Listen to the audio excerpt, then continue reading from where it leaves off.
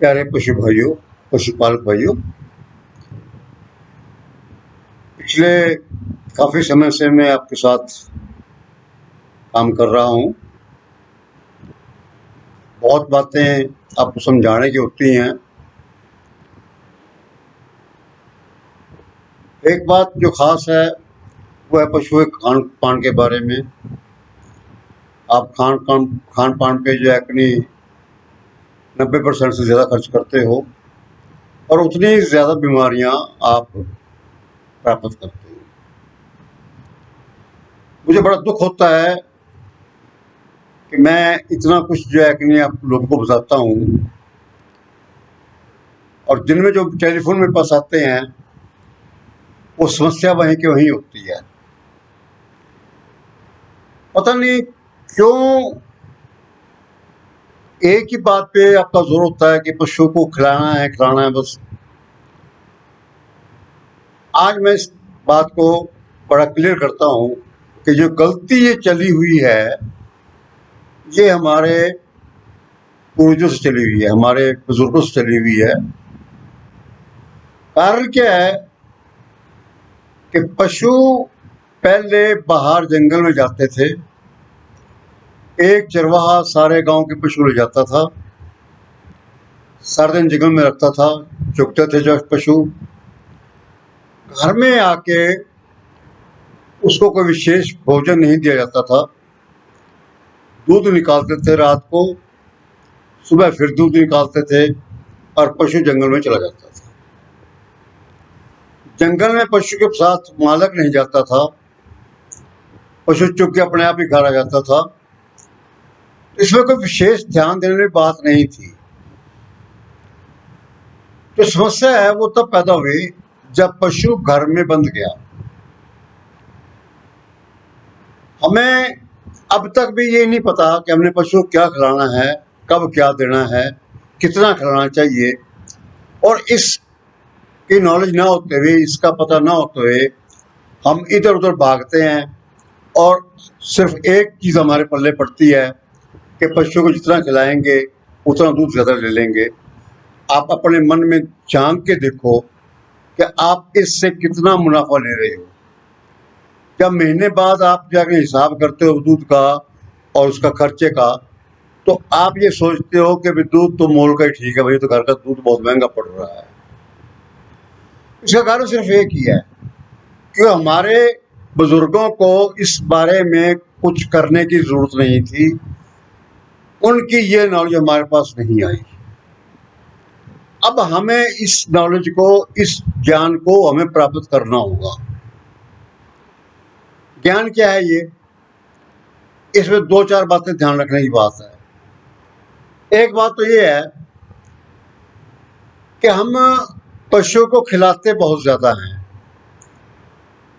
मैंने आपके पुराने वीडियो में बताया हुआ है कि जब पशु का पेट एक बार भर जाता है तो वो 10-12 घंटे उसको किसी चीज की जरूरत नहीं होती। शर्त ये है कि पशु का पेट अपने तरीके से वो भरे, उसके ऊपर जबरदस्ती ना की जाए। पशु के आगे आप चारा डाल दो, 15-20 मिनट में वो पेट भर के चारा छोड़ देगा।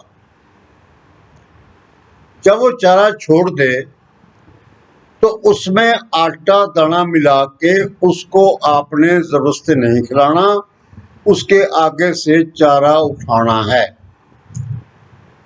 एक मैं सीधी सी बात आपसे करता हूं कि आप खाना खा रहे हो, खाना खाने के बाद आपने अपने बर्तन वापस नहीं किए, आपके पास हैं और बर्तन लिए आप बैठे हो।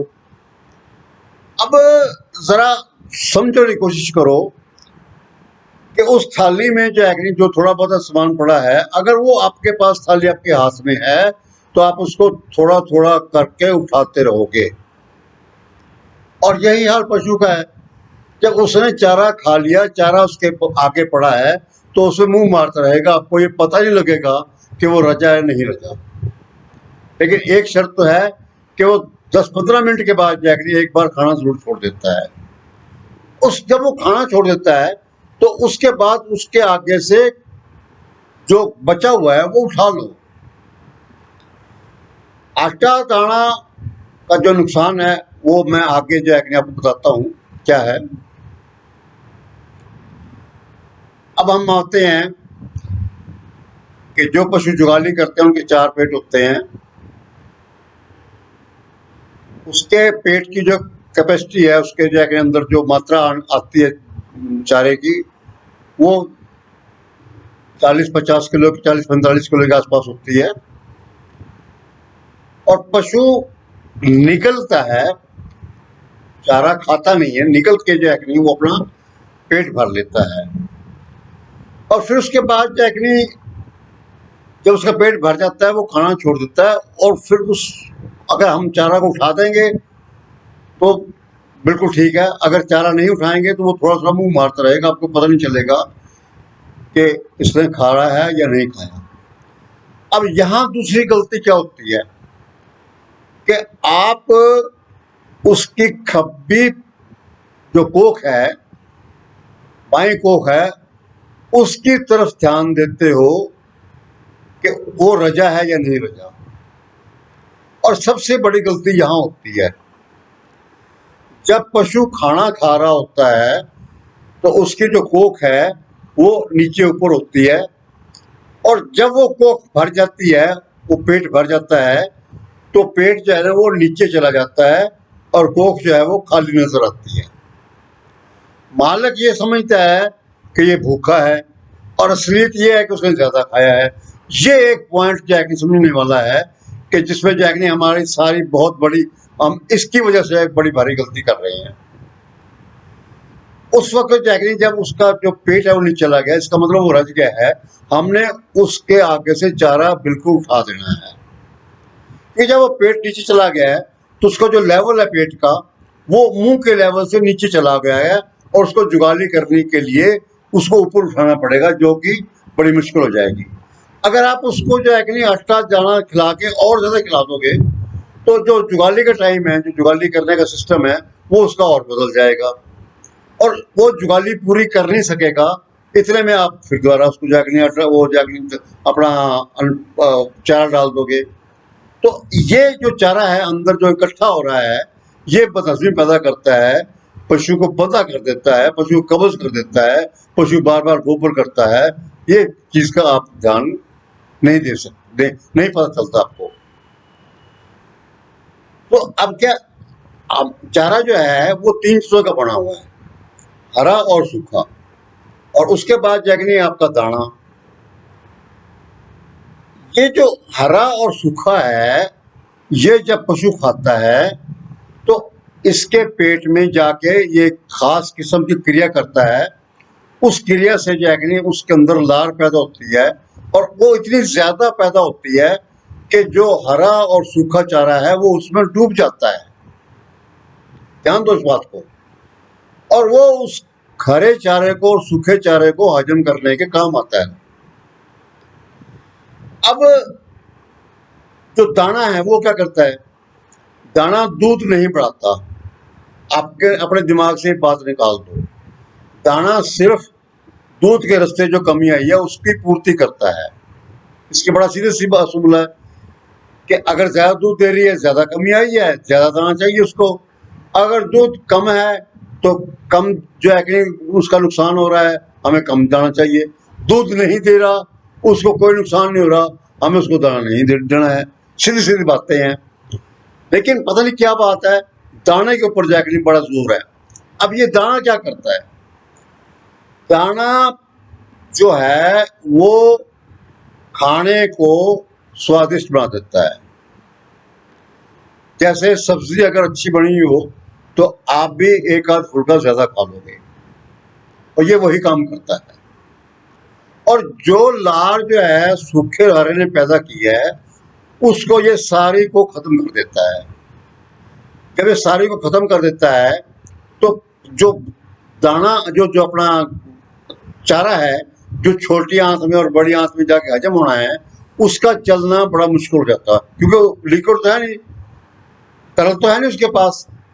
ये तरल जो है कि नहीं उसको दाने को चारे को आगे ले जाता है, और वो ना होने की वजह से जो चारा है वो सूख गया और बड़ी मुश्किल से आगे चला जाएगा, और उसको जो है जो हजम करने की प्रक्रिया है वो ज्यादा डाउन चली जाएगी। तो मैं आपको बार बार ये कह रहा हूं कि दाना किसी तरह भी पशु को लाभ नहीं देता, वो सिर्फ जो है कि उसके जो दूध के द्वारा नुकसान हुआ है उसकी पूर्ति करता है, दूध नहीं बढ़ाता। दूध केवल पशु का खरना बढ़ाता है, खरने के ऊपर दूध है। दूध, उसका स्वाद और फैट की मात्रा ये सिर्फ खरने में है। अगर उसका खरना सही होगा तो सारी बातें सही होगी। नहीं तो आप जो है कि अगर किस मान लो आपकी कोई भैंस 5 किलो खरने की है, आप जो मर्जी उसको खिला लो वो आपको 5.25 किलो दूध नहीं देगी। ये बात जो है कि नोट करने वाली है। तो ये जो है ये बाकी आगे, क्योंकि हजम करने में उसको 10-12 घंटे लगते हैं, इसलिए पशु को जो है कि चारा है हमें दिन में सिर्फ 2 बार डालना चाहिए, सुबह और शाम। और कितना डालना है? जब वो खा के उसको छोड़ देता है, वो चारा उठा लो, तो 2-3 दिन जब आप चारा उठाओगे तो आपको ये पता लग जाएगा कि ये हमने इसको कितना चारा देना है। ये सारी बातें मैंने इस किताब में लिखी हुई हैं हिंदी की में। इसके जो चैप्टर 2 है, अध्याय 2 है, उसमें इन सारी बातों का जिक्र है। ये बातें आपके काम की हैं, आपको पढ़नी चाहिए, आपके काम आएंगी। एक छोटी सी बात मैं आपको जैकने और बताना चाहता हूं कि बहुत दिनों से हमारे जो पशुपालक भाई हैं ऐसी जगह पर रहते हैं जहां हिंदी नहीं जानते, उन्होंने मुझे रिक्वेस्ट की थी कि हमें अंग्रेजी में किताब चाहिए। ये अंग्रेजी में किताब छप के आ गई है। ये किताब बहुत बढ़िया लिखी हुई है, आपको समझ आएगी, और बड़ी गहरी बातें जो है इसमें दी हुई है मैंने। इसकी कीमत जो है 150 रुपये है। क्योंकि ये किताब हम जो है कि अब इनागुरेट कर रहे हैं, अब लॉन्च कर रहे हैं, तो लॉन्चिंग में 15 दिन जो लगातार इसकी जो हम अपना डाक खर्च है वो नहीं लेंगे। 150 के साथ हमें डाक खर्च लेना होता है, वो डाक खर्च नहीं लेंगे, आपसे सिर्फ 150 रुपये लेंगे और ये किताब आपको जो है बगैर डाक खर्च के भेज देंगे। आपने मेरे इस वीडियो में दिए गए टेलीफोन नंबर पर व्हाट्सएप करना है, उसमें आपको सारी इन्फॉर्मेशन पहुंच जाएगी। आप कृपया, मैं आपको दोबारा फिर रिक्वेस्ट करता हूं कि खाने पीने की बातों पर ध्यान दें और अपने पशु के व्यवसाय को लाभदायक बनाएं। Thank you.